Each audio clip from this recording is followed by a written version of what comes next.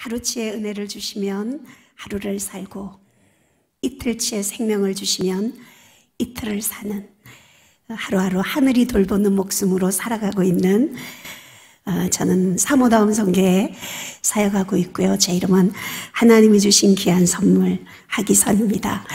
목사님은 3년이라고 하셨는데 제 기억으로는 5년 정도 되어진 것 같죠. 예. 그렇게 5년 그런 것 같습니다. 혹시 저를 오늘 처음 보시는 분 손 한번. 예, 많으시군요. 예, 제가 사는 곳이 강화도입니다. 강화도 한번 해운대 너무 좋은 해운대 사시니까 근데 강화도 너무 아름답습니다. 여러분 언제 시간 되시면 부담 갖지 말고 마음은 가볍게 두 손은 무겁게 이렇게 해가지고 이 강화도 한번 다녀가시면 좋겠어요. 여러분 여행은 가슴이 떨릴 때 하는 거지 다리가 떨릴 때 하는 게 아니기 때문에 여러분 가슴이 떨릴 때 언제든지 다가오면 좋겠습니다. 제가 오늘 이렇게 강화도에서 공항으로 이렇게 비행기를 타고 오면서 그런 생각이 들었습니다. 아마 2년 전이면 제가 산소를 꽂고 대소변을 받아내면서 그 죽음 앞에 있었던 시절이어서 내 생에 다시는 산소호흡기를 떼고 이렇게 비행기를 타서 집회를 하는 일은 이제 없을 거라 생각했었는데 오늘 이렇게 정말 눈부시게 아름다운 날 이 부산으로 오면서 문득 그런 생각이 들었습니다. 늘 매일매일 하는 생각이지만 오늘도 전국의 병원마다 중환자실마다 그 산소호흡기를 떼고 죽음과 사투를 벌이는 수없이 많은 환자들이 있을 텐데 우리에게 왜 너는지 우리 발로 걸어서 이렇게 편안히 하나님 예배하는 자리에 이 자리에 있게 하신 은혜만으로도 정말 아버지 감사합니다. 그 감사의 고백이 여러분에게 있어지면 참 좋겠습니다. 예. 저는 초등학교 4학년 때부터 결핵이라는 병을 알아서 17년 동안 오랜 투병 생활을 하며 살아왔습니다. 오늘 제가 간증을 하는데요. 여러분 간증이라는 건 그렇게 생각합니다. 간단히 증거하는 게 간증이다 이렇게 생각해서 제 살아온 짧은 사연들 오늘 여러분과 함께 잠깐 나누는데 17년 동안 이 병을 앓으면서 정말 전국에 결핵병원이라는 병원은 거의 다 입원을 해봤었습니다. 한번 입원해서 제가 마산결핵병원에는 3년을 입원해 있었습니다.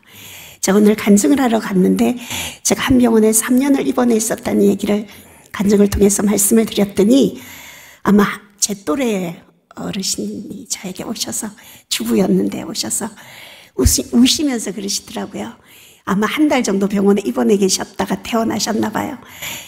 어떻게 자기는 그 짧은 시간 입원해 있는 것도 너무나도 힘들고 어려웠는데 3년을 병원을 생활을 했었느냐고 어떻게 견디셨느냐고 제 손을 잡고 우시는 거예요. 그래서 그럴까 예 감사합니다 인사를 하고 이제 집으로 들어오는 차 안에서 이렇게 제 사진 하나 찍으시나 봐요. 예쁘게 하나 찍고 네. 예 감사합니다. 네. 자, 네. 감사합니다. 고맙습니다. 예. 이제 집으로 돌아오면서 운전을 하면서 그런 생각을 했어요. 내 인생에 가장 행복했던 시간이 언제였나 생각해 봤더니 정말 아이러니하게도 마산결핵병원에 있었던 그 3년의 시간이 지금 제가 태어나서 지금까지 가장 행복했던 시간이었던 것 같아요. 왜냐하면 제가 지난번에 여러분들에게 간증할 때 말씀드렸지만 제가 성장하면서 어머니라고 불러야 됐던 새엄마들이 5분 계셨거든요. 그러니까 저에게는 병원에 있는 시간이 병상에서 집에서 새엄마 눈치 보면서 물론 좋은 새엄마들도 계셨지만 전염병을 앓고 있는 남의 자식을 돌봐야 되는 새엄마들의 삶이 그렇게 따뜻하지는 않지 않았겠습니까? 그래서 제가 병원에 있을 때 국립마산결핵병원이 생기고 제가 최연소 결핵 환자였었거든요. 그곳에서 입원했을 때 그 병원에 입원해 있으면 연령대가 너무 다양해요. 저보다 다 어른들이고 할머니, 할아버지, 아줌마, 이모, 고모 이런 연령대 어른들이 다 계시기 때문에 정말 제가 말씀드렸지만 최연소 환자였다고 했잖아요. 제 받을 수 있는 모든 사랑을 그 병원에서 독차지하면서 살았던 것 같아요. 그래서 제가 지금도 어느 곳에 가도 사람을 두려워하지는 않아요. 너무나도 당당하게 하나님의 사람으로 이렇게 설 수 있었던 건 그 사랑이 있었기 때문이지 않나 생각합니다. 그렇지만 말을 이렇게 행복했습니다라고 말할 수 있지만 병원의 생활이라는 게 그렇게 녹록지만은 않았죠. 산소를 꽂고 피를 토하면서 이제 피를 토하면 여러분이 생각할 때 이렇게 두루마리 휴지나 손수건으로 이렇게 받아낼 수 있을 거라 생각하는데 그때는 여러분 이렇게 잠긴 수도꼭지 틀면 물이 쏟아지는 것처럼 코에서 입에서 피가 쏟아지면 이런 두루마리 휴지나 손수건으로는 감당을 할 수가 없어서 세숫대야에 동이동이 받아내고 그리고 119 차에 실려서 병원 생활을 오고 가는 일들을 참 오랫동안 17년 동안 그런 이 사역을 그런 일들을 감당하며 살았었습니다. 그러다가 제가 1989년도에 더 이상 치료할 수 없다는 그런 의사 선생님의 진단을 받고 마산결핵병원에 다시 한번 입원하러 치료할 방법이 없는지 찾아갔어요. 그때 의사 선생님이 고칠 수 없다 진단을 받고 차라리 집으로 돌아가서 영양가 있는 음식이나 먹으면서 새로운 결핵약이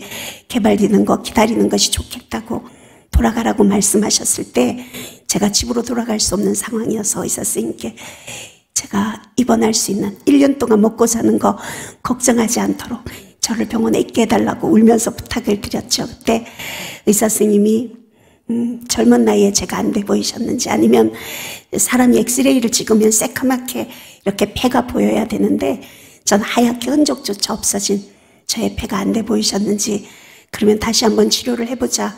그런데 효과는 크게 기대할 수 없다.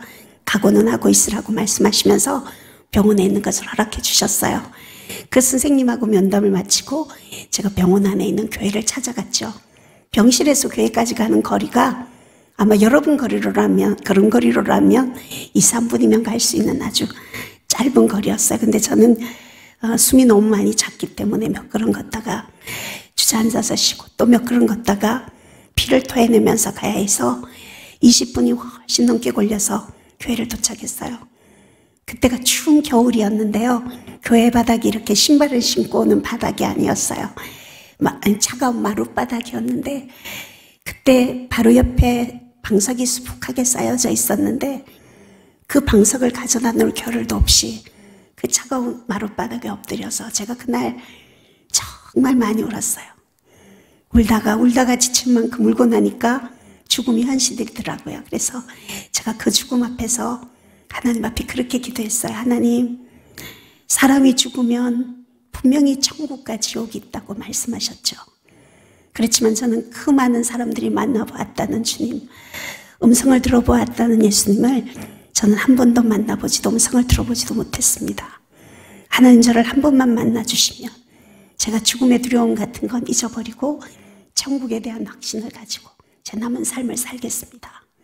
아버지 정말 살아계시다면 저를 딱 한 번만 만나주세요.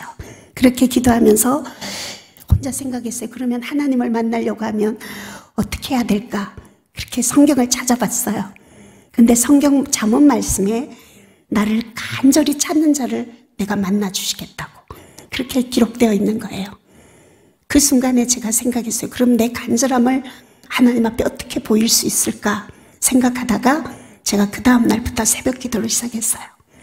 여러분 저희 같은 결핵 환자들은 새벽만 되면 숨이 더 많이 차고 조금만 찬바람을 맞아도 기침이 심해지는데 더군다나 병원에 입원해 있는 제가 그때 몸무게가 30kg도 나가지 않는 정말 뼈밖에 없는 해골 같은 몸을 가지고 있었는데 그 몸으로 새벽 기도를 간다는 건 힘든 일이었어요. 근데 정말 제 안에 계신 성령님께서 저를 감고 나셔서 그 기도의 자리로 몰아가셨던 것 같아요.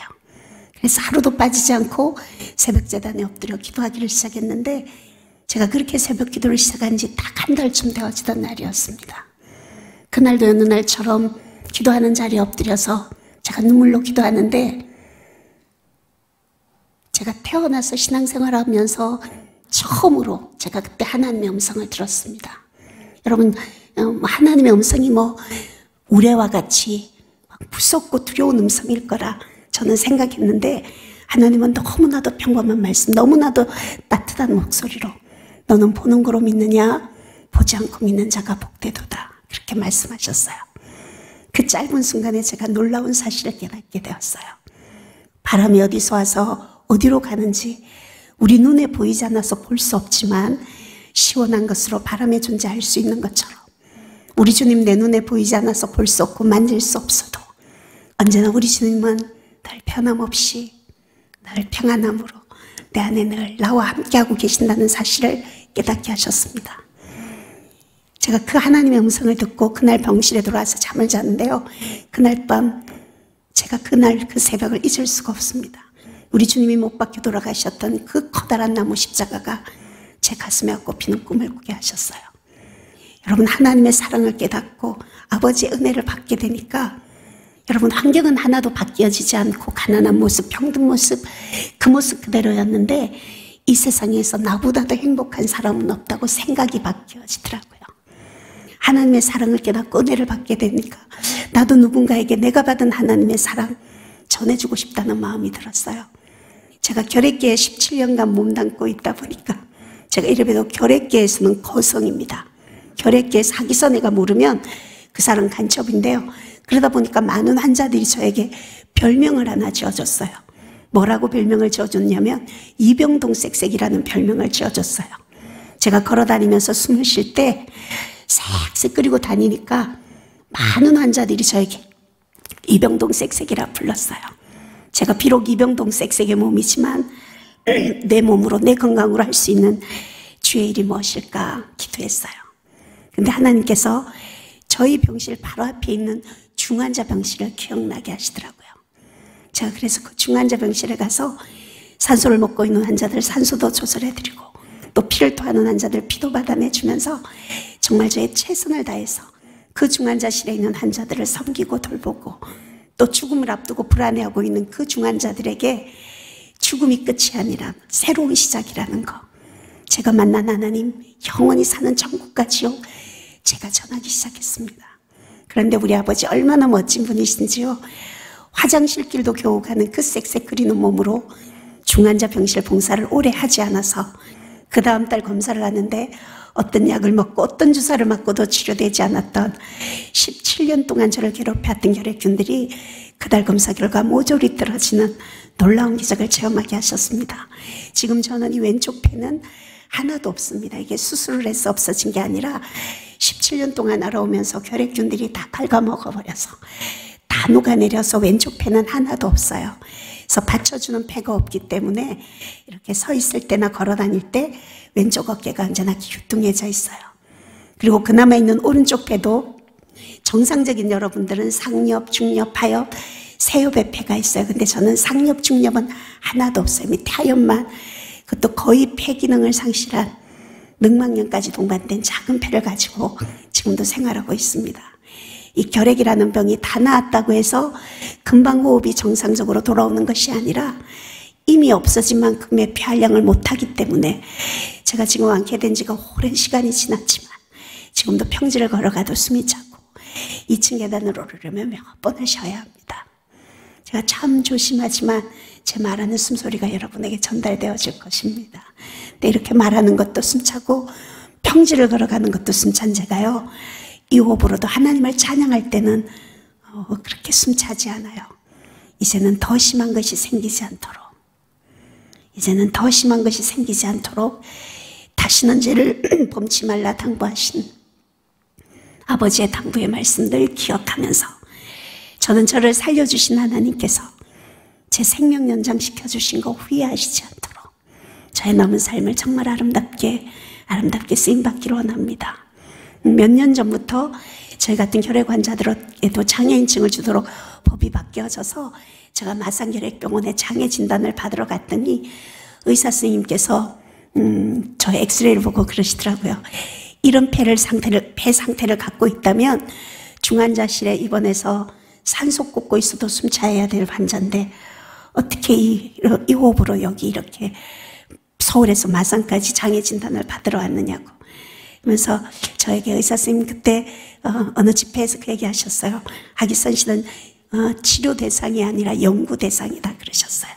근데 장애 진단을 받으려면 여러 가지 까다로운 검사들을 많이 해야 되는데 제일 중요한 검사가 동맥에서 피를 뽑아가지고 혈액 속에 있는 이산화탄소 양을 재어서 장애 진단을 주게 되는데 혈액 속에 있는 이산화탄소 양은 어떻게 인위적으로 조절할 수 있는 게 아니에요.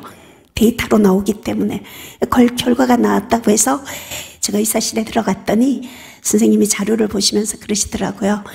그 까다로운 보건복지부 규정대로 한다고 해도 저는 의학적으로는 1급 장애를 받을 수 있는 사람이래요.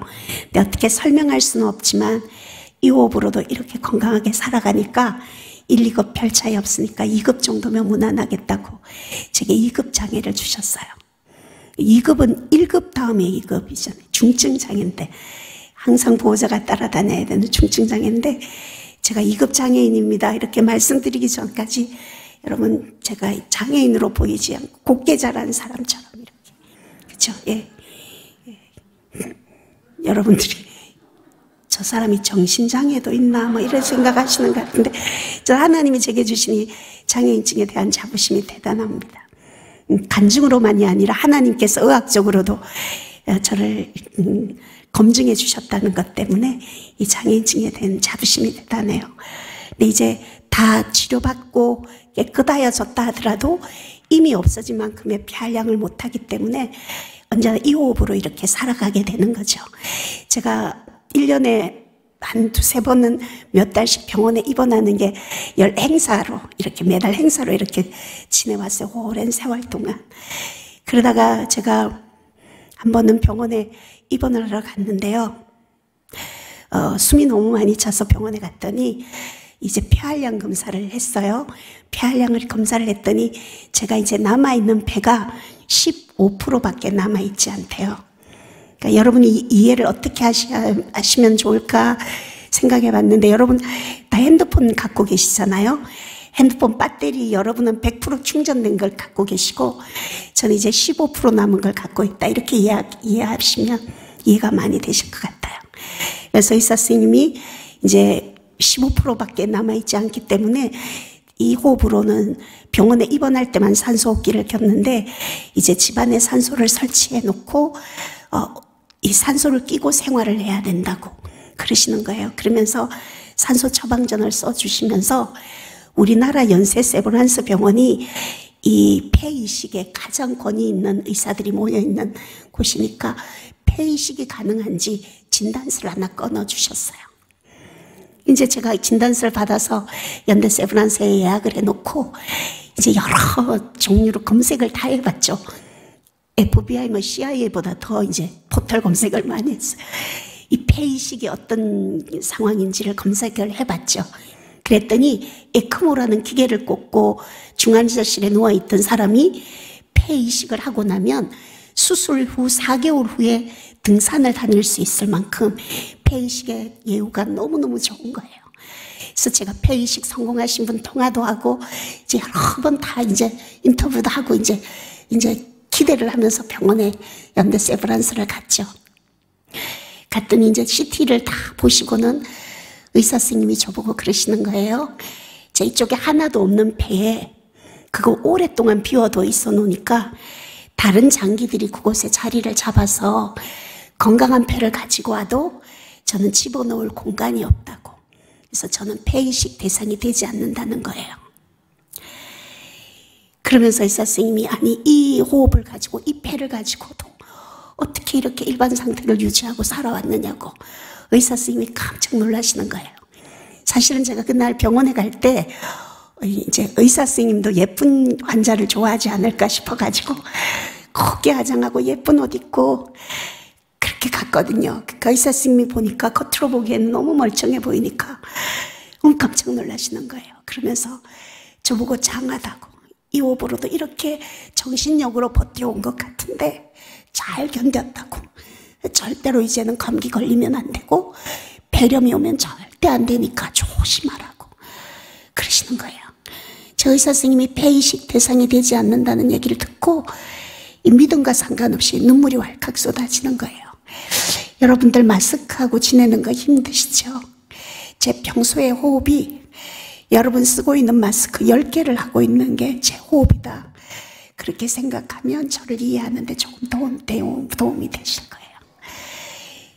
저는 여러분 한 번도 초등학교 4학년 이후로 여러분들이 편안하게 쉬는 그 호흡을 한 번도 쉬어본 적이 없거든요. 그래서 폐이식에 대한 기대를 너무너무 하고 갔죠. 갔는데 의사 선생님이 폐이식 대상이 되지 않는다는 얘기를 듣고 제 의사실을 나와서 그 로비의 의자에 앉아서 혼자 많이 울었어요. 근데 울고는 그런 생각이 들더라고요. 아, 하나님께서 내 생명을 의사들에게 맡기지 않으시고 하나님은 내 생명 하늘이 돌보시려고 하는구나. 하나님이 내 생명 책임지셔 주시겠지. 그런 믿음으로 눈물을 닦고 일어나서 집으로 돌아왔습니다. 제가 5년 전에 해운대 신일교회 올 때는 휠체어를 타고 오지 않았고 걸어서 왔던 것 같아요. 근데 제가 오늘 이곳에 와서 여러분들에게 오랜만에 만나는데 여러분 그전에 그렇게 힘들고 아팠던 제가 폐이식 수술이 성공이 되어져서 이제는 이렇게 건강한 모습으로 여러분께 만날 수 있게 해주셨습니다. 하나님께 영광 돌립니다. 그렇게 간증을 할 수 있었으면 얼마나 좋았겠습니까? 그런데 여러분 꼭 폐이식 수술을 성공해서 건강한 몸이 되어야만이 하나님 앞에 영광이 될까 생각했어요. 15%밖에 남지 않은 이 호흡을 가지고도 제가 하나님을 원망하지 않고 감사하면서 내 삶의 자리에서 최선을 다해서 하나님의 사람으로 살아간다면 그것이 오히려 하나님 앞에 더 영광 돌리는 삶이 아닐까 생각했습니다. 아마 이 자리에 앉아 계시는 여러분 모두 여러분을 힘들게 하는 15%의 어려움들이 누구에게나 다 있으리라 생각합니다. 그게 재정의 문제든 관계의 문제든 자녀의 문제든 다 힘든 부분이 있으리라 생각하는데요. 하나님 이 어려움 해결해 주십시오. 그럼 제가 하나님 앞에 영광 돌리며 살겠습니다. 우리가 그렇게 기도하는 것이 아니라 우리 갖고 있는 이 어려움 묵묵히 가지고 하나님의 사람으로 살아나간다면 오히려 그 삶이 하나님 앞에 더 영광 돌리는 삶이 되지 않을까 생각합니다. 여러분 이 코로나 시대에 호흡기 질환자들 병동에 가면요 숨을 쉬는 것만으로도 얼마나 감사한지 편안한 호흡으로 숨 쉴 수 있는 것만 해도 하나님 앞에 어떤 원망도 할 수 없을 거라 생각합니다. 여러분들이 감사를 잃고 살았다면 오늘 저의 삶과 간증을 통해서 저는 홍 박사님처럼 박사도 아니고 전종호 판사님처럼 판사도 아니고 그냥 아픈 환자였고 그것을 가지고도 이렇게 살아가는 제 삶의 여정이 어쩌면 여러분에게 더 위로가 되지 않을까 하는 마음입니다. 그렇게 살았으면 좋겠어요. 그렇게 지내다가 이제 산소를 설치하고 살다 보니까 자주 더 많이 아파지는 시간이 잦아지더라고요. 그러다가 2년 전에 제가 병원에 폐렴이 와서 입원을 하게 됐죠. 근데 병원에 입원할 때는 걸어서 갔거든요. 그런데 한 달 시간이 지나니까 산소호흡기를 끼게 되고 산소호흡기를 끼고 조금 있으니까 화장실 길도 혼자 못 가게 돼서 대소변을 다 받아내게 됐어요. 여러분 이게 인지가 없으면 괜찮은데 아직도 제가 젊고 그런데 침대에서 대소변을 받아내어야 되는 그 자괴감이 마음이 너무너무 아팠어요. 근데 이게 계속 더 진행이 되어지는 거예요. 숨이 차니까 잠을 못 자니까요. 하루에 1분도 잠을 못 자는 거예요. 그래서 할 수 없어서 수면제를 하루에 수면 유도제 2알, 수면 유도제, 수면제, 신경안정제 이런 것들을 5알을 먹어야 1~2시간 정도 자는 거예요. 그 생활을 4개월을 했어요. 그런데 고단위 항생제를, 신장이 망가지는 항생제, 고단위 항생제를 하루에 7병을 맞았어요, 링게로. 그런데 그렇게 많이 맞는데도 이 폐렴이 떨어지질 않는 거예요. 그렇게 병원 생활을 딱 4개월 하니까 의사 선생님이 이제 더 이상 쓸 항생제가 없다고 퇴원하라고 그러시는 거예요. 그래서 산소호흡기를 끌고 집으로, 아마 가방으로 한 가방 약을 처방받아서 수면제, 항생제 가득 들고 집으로 실려왔어요. 그때가 2년 전 추석날이었어요. 추석날 퇴원을 했어요. 근데 이 추석 연휴가 끝나면 또다시 병원에 입원을 하러 가야 되는데, 저는 이제 자녀가 없지 않습니까? 저 이래도 결혼했습니다. 시집은 하나님이 좋은 신랑을 주셔가지고 시집 갔습니다. 웨하스 같은 부드러운 신랑을. 저희 신랑이, 남편이 목사님이신데요, 참 착합니다. 정말 착합니다. 착하기만 합니다. 죽겠습니다, 정말. 근데 이제 저는 남아있는 폐가 작기 때문에 아이를 가질 수 없다는 그런 의사의 진단을 받아서 저희는 자녀가 없어요. 그래서 병원에 입원해 있으면 저를 돌봐줄 수 있는 사람이 남편 외에는 아무도 없잖아요. 근데 이제 계속 돌봐줄 수 있는 게 아니기 때문에 24시간 산소 꽂고 대소변을 받아내야 되니까 간병인이 있는 병실에 또다시 입원을 하러 가야 되는 거예요. 그런데 4개월을 병원에서 그렇게 중환자실에 지내고 있다 보면 다시 병원에 가는 게요, 죽으러 가는 것보다 싫은 거예요. 그래서 남편에게 그랬어요. 여보, 내가 병원에 가는 거 정말 싫다. 나 하나님 앞에 21일 금식을 작정하고 싶다. 나를 금식 기도원에 좀 데려다 달라 그랬어요. 그랬더니 가족 모두 다 깜짝 놀랐죠. 그 몸으로 무슨 금식을 하느냐고. 근데 병원에서 그렇게 그 마지막에 호흡기 환자의 마지막이 어떤지 너무 잘 알기 때문에 그렇게 살고 싶지가 않더라고요. 그래서 남편을 설득하고 가족들을 설득을 해서 금식 기도원에 들어갔어요. 가방으로 한 가방 떼는 모든 약은 다 때려놓고 하나도 가져가지 않고 산소호흡기만 들고 기도원에 들어갔어요. 추석날이다 보니까 기도원에 사람들이 아무도 안 계시는 거예요. 그래서 방을 하나 얻어서 남편 보고 가라 그랬어요, 집으로. 나 혼자 있고 싶다고.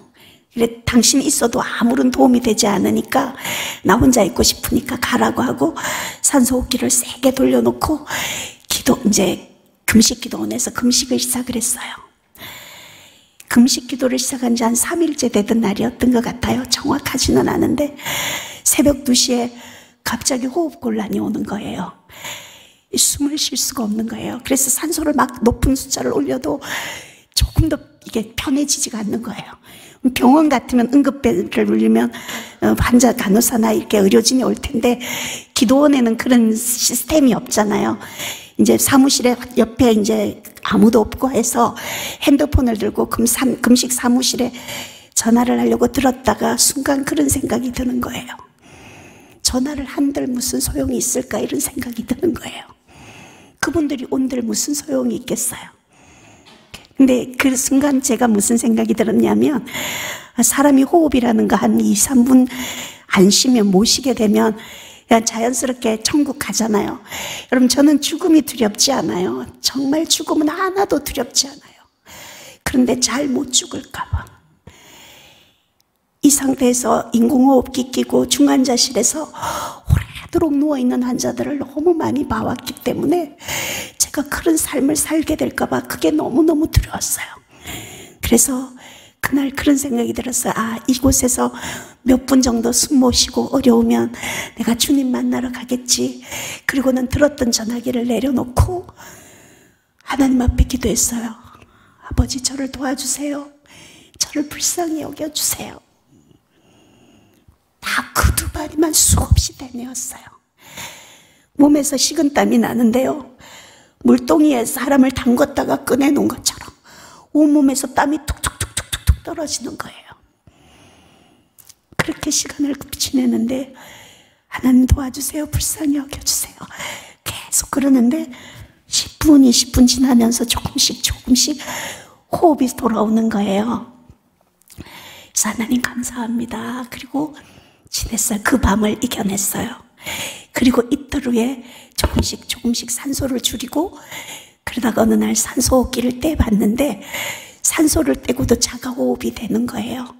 그렇게 금식을 16일을 하는데 16일째 되는 날 하나님이 저를 만나 주셨어요. 그리고 그 16일 금식을 마치고 집으로 돌아와서 지금까지 제가 산소를 끌고 다니지는 않아도 될 만큼, 이 해운대 신일교회까지 올 수 있을 만큼 하나님이 제 건강을 회복시켜 주셨어요. 네, 감사합니다. 집에 돌아와서 생활을 하는데 코로나가 터졌지 않습니까? 코로나가 한창 정점을 찍을 때 제 집에서 장애인 활동 보조를 하시는 도우미께서 코로나에 감염이 되셔가지고 제가 밀접 접촉자였는데 저도 코로나에 걸린 거예요. 제가 폐활량이 15%밖에 없으니까 저는 치명적이죠, 코로나가. 코로나가 걸렸다는 게 딱 결정되자마자 인천 의료원에서 앰뷸런스가 와서 커다란 앰뷸런스를 타고 병원에 실려갔어요. 근데 그때는 가족들도 남편도 아무도 제가 다시 살아서 그 병실 나오리라고는 생각하지 않았어요. 근데 병원에 갔더니 엑스레이를 찍자마자 의사 선생님이 깜짝 놀라시는 거예요. 간 의료진들이 막 그 산소호흡기를 깎고 오고 막 이 산소 포화도를 난리가 났어요. 그래서 내가 의사 선생님을 달랬어요. 괜찮다고 내가 항상 그런 사람이라고 제가 진정을 시켰어요. 그리고 나서 이렇게 지내는데 음압병실에 제가 10일을 있었거든요. 그 10일 있는 동안 제가 하나님을 독대하고 그때 하나님을 다시 만났습니다. 하나님이 저에게 음압병실에 있는데 저에게 물으셨어요. 이 많은 사람들이 살려달라고 기도하는데 내가 너를 살려줘야 되는 이유가 뭐냐? 저에게 물으시더라고요. 그 순간 하나님, 제가 자식이 있는데 저 자식 결혼할 때까지만 뭐 이렇게 말할 만큼 제가 자녀가 있는 것도 아니고, 그렇다고 제가 여러분 이 아픈 아내를 27년, 28년 잘해주고 잘 못해주고를 떠나서 그 아내와 함께 그 병든 사람과 함께 지내야 된다는 그 수고가 여러분 너무너무 장한 일이지 않습니까? 저희 목사님이 너무너무 고마운 분이죠. 근데 남편에게 늘 미안했어요. 24시간 온통 언제 호흡곤란이 올지 모르는 아내를 지켜봐야 되는 그 두근두근하는 남편의 모습을 지켜봤기 때문에 제가 남편에게 대한 미련이 하나도 없었어요. 오히려 내가 천국을 가면 저 남편을 좀 자유롭게 홀을 날 수 있게 하지 않을까. 그래서 남편에 대한 미련도 하나도 없었어요. 그런데 하나님이 왜 내가 너를 살려줘야 되느냐, 그렇게 음압병실에서 물으셨을 때 딱 하나 생각나는 게 이 땅의 작은 개척교회 사모님들, 제가 하고 있는 사모다움 선교회에 있는 수많은 사모님들이 생각났어요. 목회의 무게 위에 가난의 짐까지 안고 살아가는 정말 작은 교회 사모님들. 여러분, 저는 사모님들을 이렇게 보면 사모님들의 삶이요, 물에 젖은 옷을 입고 살아가는 분들 같아요. 여러분, 젖은 옷을 입고 살아가면 좋은 집에 산들, 좋은 음식을 먹은들, 그게 그렇게 편안하지 않을 것 같지 않습니까? 늘 불편하죠. 그 사모님들을 위한 사역을 제가 30년 동안 해왔거든요. 저를 엄마처럼 따르는 그 수많은 사모님들, 그 사모님들에게는 그 일은 제가 잘할 수 있을 것 같은 거예요. 제가 그래서 하나님, 제가 저 사모님들 때문에 저 살아야 돼요. 아버지 저 살려주세요. 그렇게 기도했어요. 그래서 음압병실에서 나왔고 그곳에서 다시 한번 제가 살아야 되는 이유를 발견했습니다. 여러분, 제가 치료받고 회복되어져서 나와서 앞으로 10년을 더 산들, 20년을 더 산들 사명 없이 살아간다면 그게 무슨 의미가 있겠습니까? 단 하루를 살아도 내가 살아야 될 이유를 알게 하셨고 그 사명을 따라 살게 해주신 그 하나님의 은혜가 너무너무 감사해요. 그래서 저는 지금 강화도 사모 쉼터를 운영하고 있고요. 또 3월 5일은 사모의 날. 무슨 날이라고요? 사모의 날이라고 해서 저희가 전국에 한 1000명의 사모님들이 매년 모여서 장안 사모님 시상도 하고 또 함께 사모라는 이름으로 모인 사람들끼리 위로하고 격려하는 일을 매년 3월 5일이 되면 하는데요. 그 사역을 지금까지, 그리고 지금 사모다움 대학이라고 1년 프로그램 사모대학을 지금 운영하고 있습니다. 근데 그 사명을 가지고 이제 새롭게 사역을 하는데, 제가 저희 집에 강아지, 마당에 강아지 한 마리를, 조그만 강아지를 한 마리 키워요. 근데 이 강아지가 너무 똑똑하니까요, 대소변을 집에서 안 보는 거예요. 그 주위에서 안 봐요. 그래서 끈을 길게 해주면 내려가서 보지 않을까 하고 해놨는데도 이게 산책을 데리고 나가지 않으면 대소변을 안 보는 거예요. 하루도 이틀 안 보는 거예요. 그러니까 꼭 그 강아지를 대소변을 보기 위해서는 이제 도움이 하시는 집사님께, 권사님의 도움을 받아야 되는데, 어느 날 그분이 오시지 않는 날이었는데 제가 외출을 하고 이렇게 있는 마당에 있더니 강아지가 간절히 저를 부르는 거예요. 손짓을 하면서 짖는 거예요. 자, 좀 산책 데리고 나가다 달라는 거죠. 근데 제가 숨이 차니까 그 강아지를 끌어서 데리고 다닐 수가 없어요. 그래서 제가 강아지 옆에 앉아서 미안하다 다움아, 내가 너를 데리고 갈 수가 없어. 미안하다. 그러는데 얘가 간절하게 저를 바라보는데 그날 그 순간에 제가 우리 사모님들의 얼굴이 떠오른 거예요. 제가 큰 교회 사모님, 유명한 사모님, 그런 분들이 이 사모 사역을 한다고 하면 이분 사모님들이 더 많은 혜택을 받고 더 행복하게 지낼 수 있을 건데, 이렇게 병들고 가난하고 개 한 마리도 대소변 누워줄 수 없는 이 몸으로 내가 이 사모 사역을 하는 게 과연 하나님이 기뻐하시는 일일까? 그런 의문이 되는 거예요. 근데 주님이 저에게 그러시더라고요. 큰 교회에서 하고 유명한 사모가 있다면 그건 그 사람이 하는 거야. 너에게 했기 때문에 내가 하는 일이야. 아버지가 그렇게 위로해 주시더라고요. 그래서 열심히 제가 살아있는 동안 이 사역을 하면서 살고 싶습니다. 여러분, 생각나실 때마다 우리 작은 교회 진짜 어려운 사모님들 위로해 주시고 기도해 주시고요. 또 매년 3월 5일이 되면 우리 교회에도 사모님들 많으실 거예요. 여러분들이 꽃 한 송이라도, 작은 손편지라도 사랑을 표현하시면서 사모님들을 격려해 주셨으면 좋겠습니다. 여러분, 예수 믿는 사람은 좀 가슴이 따뜻한 분들이었으면 좋겠어요. 예. 온기가 있으면 사람이 모여들게 되거든요. 하나님의 사람들로 여러분 따뜻한 삶을 살았으면 좋겠어요. 저 오늘 이제 간증을 할 때 여기 오면서 갑자기 아버지 생각이 참 많이 났어요. 제가 고향이 대구인데요. 전 아버지에 대한 상처가 참 많이 있습니다. 저는 하나님을 아버지라고 눈을 감고 친밀하게 부르는데 참 오랜 시간이 필요했어요. 저희 아버지는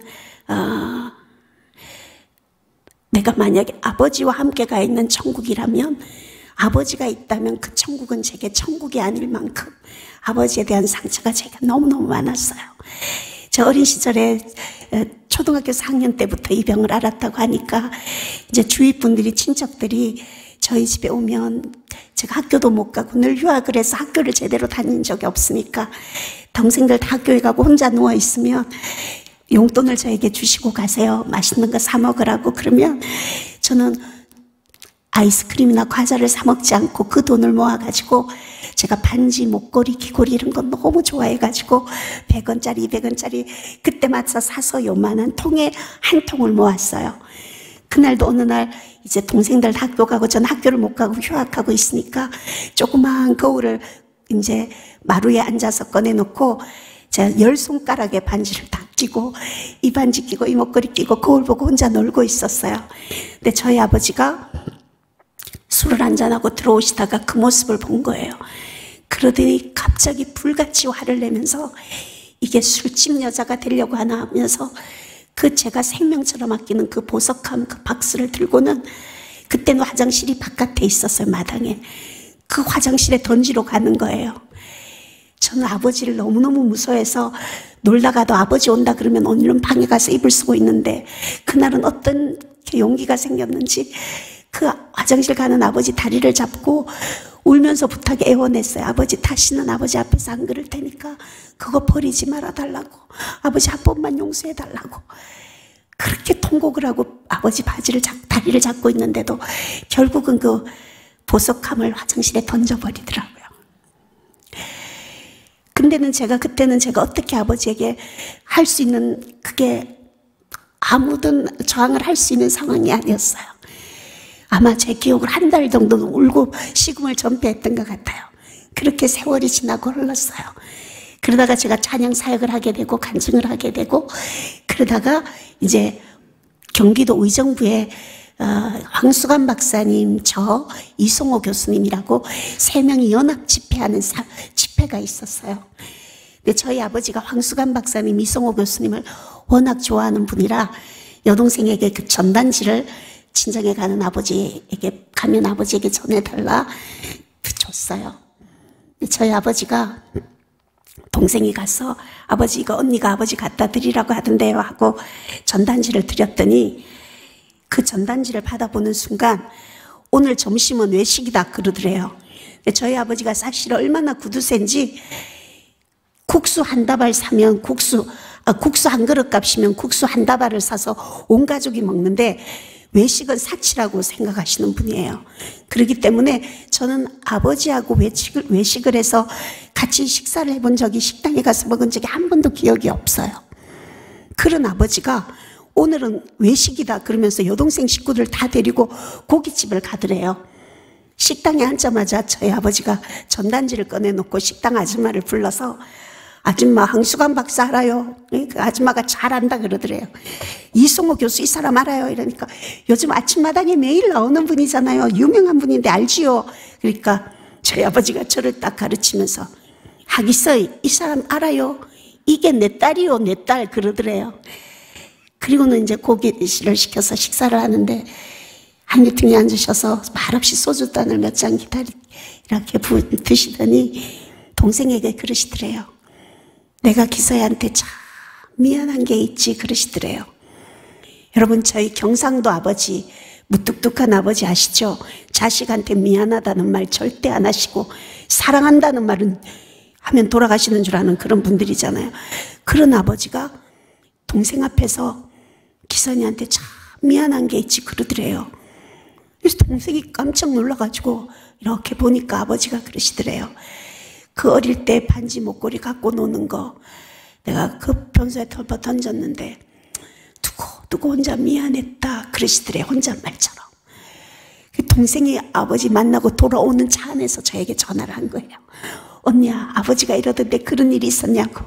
제가 그때 올림픽대로를 이렇게 달리고 있었는데 아버지가 그 얘기를 하고 했었다는 얘기를 들으니까요, 여러분 순간적으로 이 가슴에 커다란 덩어리 하나가 쿡 떨어지는 것 같은 거예요. 아, 아버지도 그거 기억하고 있었구나. 30년 40년 세월이 지난 이 얘기인데 그 오랜 시간 아버지 기억하고 있었구나. 아버지가 미안해하고 있었구나. 근데요, 그 말을 듣는데도 아버지가 용서가 안 되더라고요. 그렇게 하고 이제 오랜 세월이 한 1년이 지났던 것 같아요. 그 일은 까마득하게 잊고 추석날 친정에 갔더니 아버지 양복 주머니 앞에 낯익은 전단지가 꼽혀 있더라고요. 그래서 그걸 꺼내봤더니 그 황수관 박사님, 이성호 교수님 하기선 적혀있는 그 전단지를 얼마나 펼쳤다가 접었다가 얼마나 많은 시간을 했는지 그 모서리가 다 바래져 있는 그 전단지를 가슴에 꼭 품고 다니셨던 거예요. 그 전단지를 보는 순간 제가 아버지가 저를 사랑하시는 그 마음이 순간 전해졌어요. 그 진심이 전해졌어요. 아버지가 표현이 서툴었었지만 아버지의 방법대로 이렇게 나를 사랑하고 계셨구나.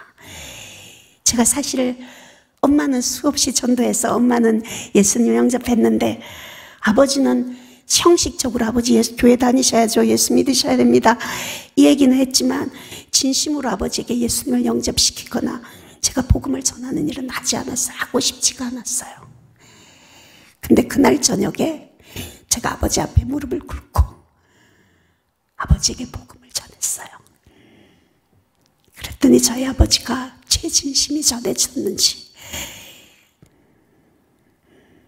네가 그렇게 기뻐하는 일이라면 내가 예수님 믿지 그러시면서 어떻게 하면 되느냐고 물으시더라고요. 저를 따라서 예수님 영접하시고 그리고 얼마 지 않아 아버지 천국 가셨습니다. 여러분, 여러분의 아버지는 어떤 아버지셨습니까? 그리고 여러분은 어떤 아버지로 지금 살아가고 계십니까? 여러분, 원수도 사랑하라고 하는데요. 내 가족, 부모 자식으로 맺어준 우리 가족이 서로 원망하고 미워하고 그렇게 살아간다면 하나님 앞에 결코 아버지 기뻐하시지 않으실 것 같아요. 그렇죠? 우리의 아버지는 육신의 아버지가 아니라 영원한 하늘 아버지, 그 아버지 만날 날 기억하면서 육신의 아버지 사랑하고 용서해드리고요. 또 여러분들은 자녀들 사랑으로 표현하면서 그렇게 가까이 표현하는 사랑으로 여러분들이 살아가셨으면 좋겠습니다. 전 나이가 이제 60인데 이제 59, 이제 곧 60이죠. 그래 안 보이지? 근데 나이가 이렇게 됐는데도 지금도 6살 되는 아이가 놀다가 아빠 하고 달려가서 아빠 품에 안기는 모습을 보면 저도 모르게 길을 가다가 넋을 놓고 그 아이를 이렇게 지켜봐요. 저는 한 번도 아버지 품에 그렇게 달려가서 안겨본 적이 없거든요. 오래도록 그게 부러운 마음이 있었던 것 같아요. 여러분, 안아줄 수 있다면 지금 안아주시고 사랑한다 표현할 수 있으면 지금 표현하시고 그렇게 살았으면 좋겠습니다. 이제 간증 마무리하겠습니다. 제가 죽음 앞에 가히 붙어보니까 여러분, 죽음 앞에 가면 생각나는 게요, 통장에 모아놨던 돈 하나도 생각되지 않아요. 중환자실에 있는 환자에게 수표 줘도요, 차라리 크리넥스 티슈 한 장이 더 좋지 그 수표는 그 환자에게 아무 도움이 되지 않아요. 그리고 제 커피잔 좋아하거든요. 예쁜 커피잔 집에 많이 있어도요, 병원에 입원하니까 종이컵 몇 개면 끝나는 게 우리 인생이더라고요. 근데 마지막 죽음 앞에 가면 생각나는 게 그런 육신적인 이 세상의 게 생각나는 게 아니라 여러분, 저는 사람이 보고 싶었어요. 제가 이제껏 살아오는 동안 제게 정말 고마웠고 힘이 되어줬던 정말 사랑하는 사람, 그 사람 만나서 마지막 굿바이 인사하고 싶었고요. 또 하나는 내가 저 사람만은 용서할 수 없어라고 생각했던 사람, 여러분 없습니까? 저는 많지는 않았습니까? 딱 2명 있었어요. 네, 그 사람 죽음 앞에서 마지막 풀고 가고 싶더라고요. 마지막 산소를 꽂고 숨을 쉴 수가 없어서 양치 같은 것도 혼자 힘으로 하지 못하게 될 때 제가 그분들에게 전화해달라 그랬어요. 그래서 직접 여보 전화해줘, 번호 좀 눌러달라고 해서 전화를 들었더니 아무 말도 필요하지 않더라고요. 그 사람도 이미 마음에 용기가 나지 않았을 뿐이지 전화 한 통화로 그냥 서로 울다가 미안하다, 고맙다 그렇게 인사하고 전화하고 다 끝났어요. 근데 다 해결하고 이제 죽을 날을 기다렸는데 살려주셔가지고 다시 일어난 거예요. 제가 그 일을 겪고 난 뒤부터 저에게는 습관이랄까요, 버릇이 하나 생겼어요.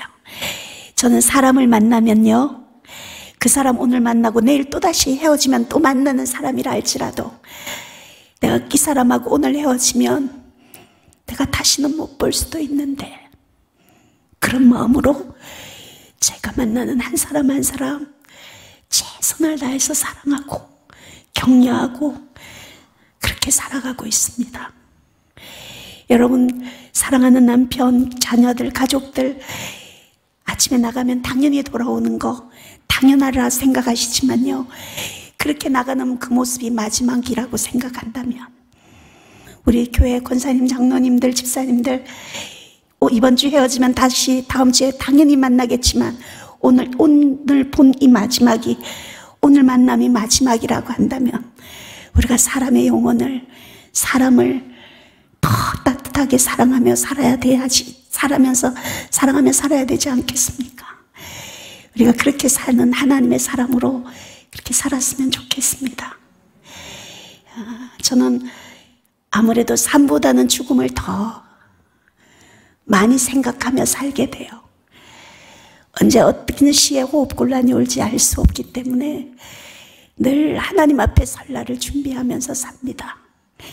여러분, 우리 인생의 목적이, 신앙의 목적이 도덕적으로 착하게 거룩하게 사는 그게 목적이 아니라 결국은 천국 가는 게 우리의 목적이지 않습니까?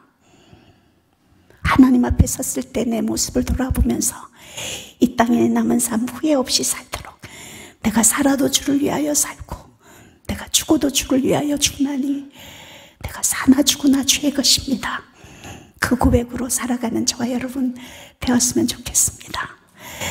언젠가 여러분에게도 제 부고장이 목사님, 담임 목사님 전화번호 저에게 있고 박 집사님 전화번호 저에게 있으니까 아마 번호 있으면 다 제 부고장이 여러분에게 날아가겠죠. 그때 여러분들이 저를 기억하실 때 참 하나님 사랑했고 이 땅의 작은 개척교회 사모님들을 사랑했던 사람으로 그렇게 저를 기억해 주시고 여러분들이 또 선한 영향력으로 제목까지 여러분들이 또 아름답게 사랑을, 계대를 이어가면서 그렇게 하나님의 나라가 이루어졌으면 좋겠습니다. 여러분 사랑합니다.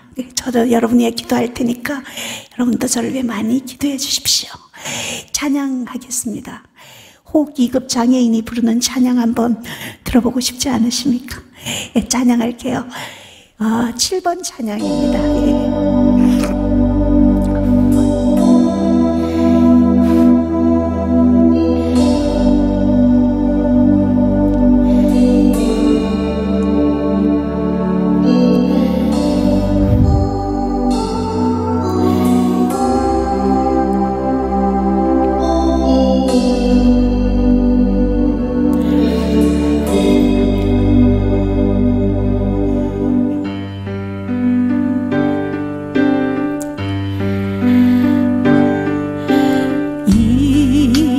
내가 살아도 주 위에 살고 이제 내가 죽어도 주 위에 죽네. 하늘 영광 보여주며 날 오라 하네.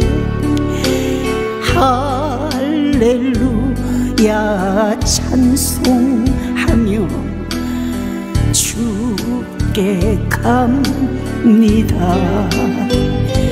그러므로 나는 사나 죽으나 주님의 것이요.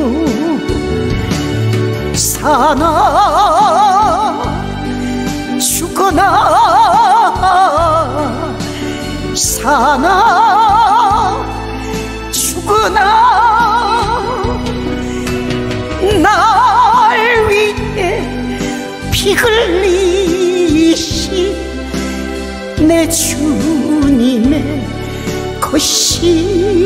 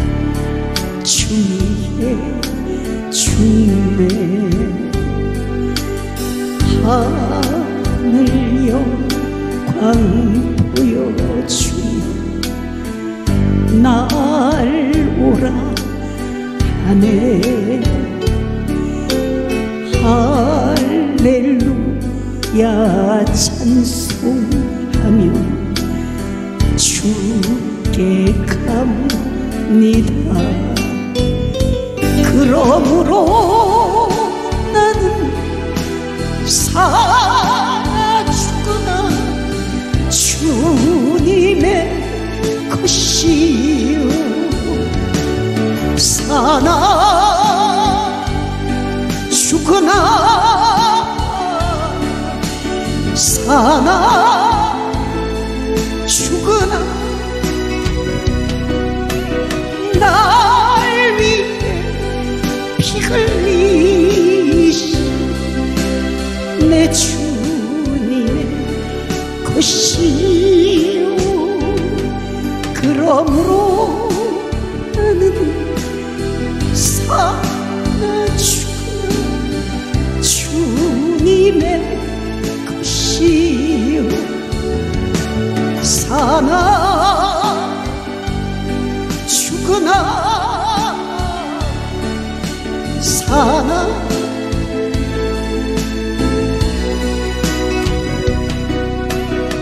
날 위해 피 흘리신 내 주님의 것이요